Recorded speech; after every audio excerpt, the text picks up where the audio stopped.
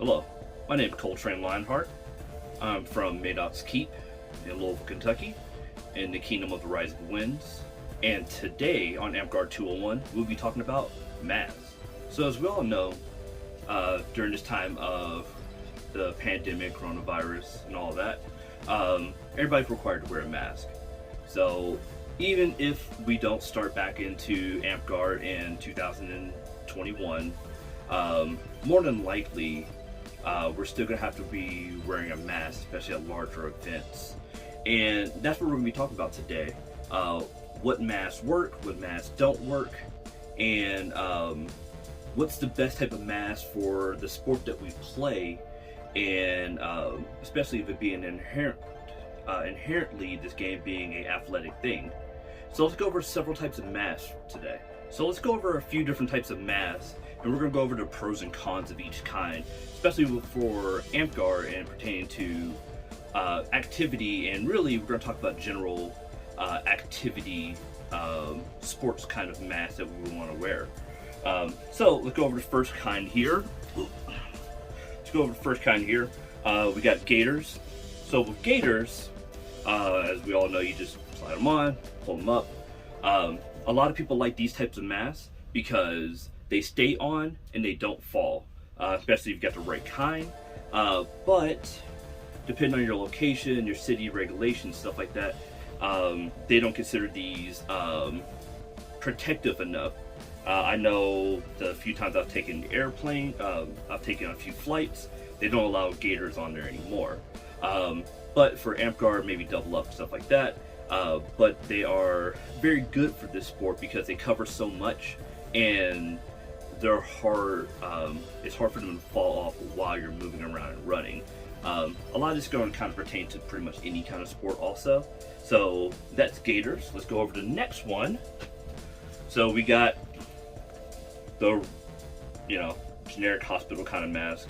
So with these masks, I really do not prefer these for any sports, especially when it comes to something like Amtgard.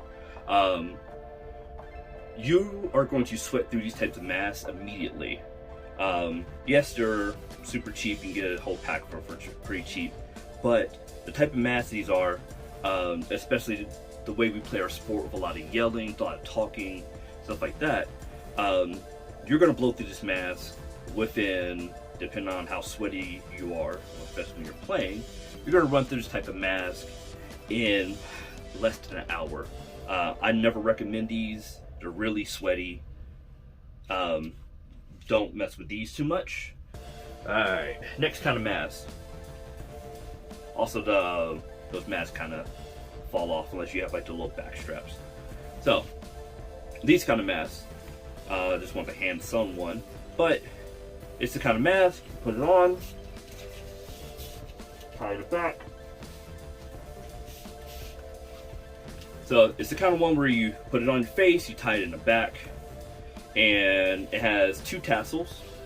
So you get to tie it low and you get to tie it high. These masks work out very well for Amtgard. They are hard for them to slip off.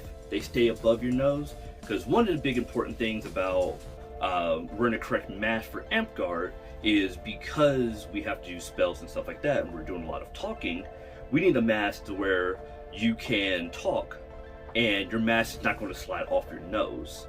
So, be it masks like this, where you can still talk in your jaw.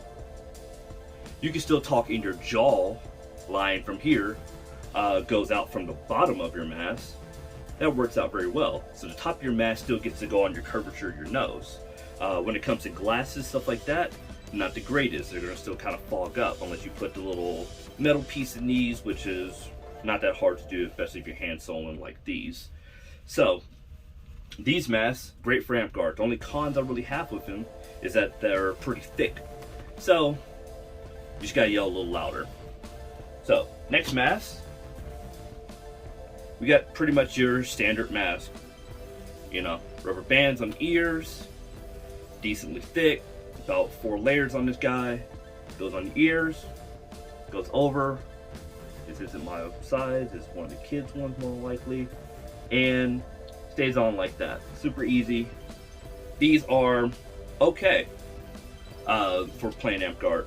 They're thin enough that you can still kind of yell, shout, do your casting, people can understand you. They allow for your chin to go out from the bottom of it, so you're still being protected, your mouth and your nose is still covered, and your chin is coming out from the bottom, and it's still staying on top of your nose.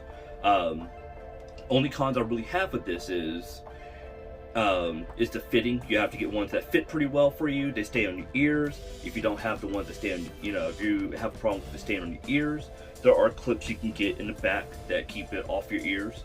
My only main problem I have with these, it irritates my ears after a while, after an hour or so. Granted, have not been able to play any Amtgard since this whole pandemic has started, but I've been playing a bunch of other sports, hiking, running, basketball, all kinds of stuff like that. So, these, decently good.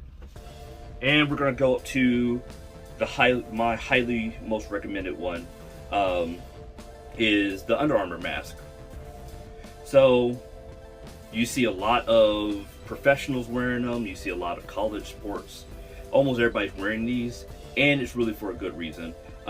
These masks, even though they could, I think I got this one for $20 on sale, they could range from 20 to 40. They can get up there pretty decently high. So these masks, after you go through your fitting process, is pretty much they measure, well, they don't, you do, because you don't want people touching you.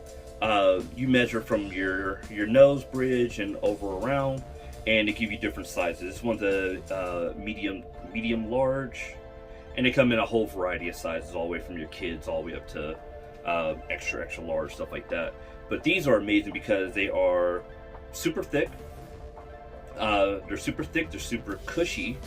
They have the metal bar for your nose, and they also have the chin pad here, so it goes under your chin, and it still stays on pretty well. And they go over your ears. Also, the elastic on the ears are super soft. They go over your ears. You can have it under your chin. This one's a little smaller for me. Goes under your chin. You're able to talk. You're able to move. So it completely stays on everywhere. Long nose bridge on this, and you're able to talk. You're able to bridge. And because it is not directly touching on your, let me not do that and try to speak so y'all can understand me. Because this one is not touching directly on your mouth, you're able to breathe a lot better. And honestly, out of any of the masks I've played in any sport, running, hiking, backpacking, all kinds of stuff like that, this is the best one I've found. It also stays on super well out of any other mask. So, going back into Amtgard, we got to really keep ourselves safe. And we're going to go over some other things because, not everybody wants to spend this much on the mask, and all the other masks are pretty okay. But we're going to go over the other things that's important that isn't just the mask and the material that you're wearing. So having a mask is super important, especially for your health and the safety of others, but it is still important for you to understand your body and wearing a mask. So wearing a mask and running around is a completely different situation than not wearing a mask and trying to play Amtgard. So before you put on a mask, go out and practice with one or two of your friends that you know are safe and stuff like that, I recommend that, one, you do some practicing with a mask first. So if you aren't used to wearing a mask and you decide, all right, I'm just going to go ahead and run a 2K right now, a 4K or whatever right now, you're going to notice some things. That one is harder to breathe in. You're going to notice that the type of mask you have may cause chafing, or it can be irritating, like I said, to certain ones that are on your ears. Maybe you like the ones behind your ears, maybe the strap. So go ahead and test out several different types of masks before you get out on the field with the mask that you're wearing, and then realize that this one's uncomfortable. And of course, we're not going to be able to take that one off because socially distancing and all that stuff like that, and for your safety. The next thing I want to talk about is breathing correctly. So while you're in a mask, it's going to be a little harder for you to breathe, right? But we need to really focus on breathing correctly. So that's breathing in deep through your nose, breathing out through your mouth, and going through that cycle. I know breathing sounds like a super easy thing because we all do it constantly, but breathing for sports is super important, you know, for your stamina and everything like that. But a lot of people don't really focus on the way that they're breathing, especially in exercising and panicking kind of situations, you know what I mean? Especially in Amtgard, while you're fighting someone else, you may not really focus on the way that you're breathing. So pay attention to how you're breathing in a mask, and that's going to hit on the next point I have. Take breaks. So understand your body. Understand if you've been practicing in a mask, if you have not been practicing in a mask, and understand how you feel. There's no point on going out on the field overexerting yourself to the point that you just got to leave early. And so you need to understand yourself. You need to take extra breaks. So during this time frame where we don't have Amtgard started up, I recommend you go ahead and try out different masks. Go ahead and really work on breathing in that mask, but mainly work on understanding yourself and when you need to take breaks. And that kind of leads into my next topic of don't push it. Don't push yourself too hard. For a lot of us, it's been a year or more since we've really been out there on the field. And Amtgard is a very specific type of sport, right? It is not a marathon run. We play this game in inches and in little bursts of movement and speed. So your body may not be used to that. Like I said, it's been over a year. So don't push yourself too far, especially while wearing a mask. That's a whole lot of stuff your body has not been under and has been dealing with that kind of stress before. So don't push yourself, because the last thing we need is someone getting injured. I mean, the last thing you need is getting injured out there and, you know, getting yourself in a worse situation than we started when you could just had a 10-minute break and come back out. So, and the last topic I'm getting on is just staying safe in general. Like I said, right now, I know my park is shut down. I think some parks have people in the same, you know, some people live in the same household. They've been playing and fighting. I understand some people have friends and stuff like that they know what they've been up to and tracing and all that.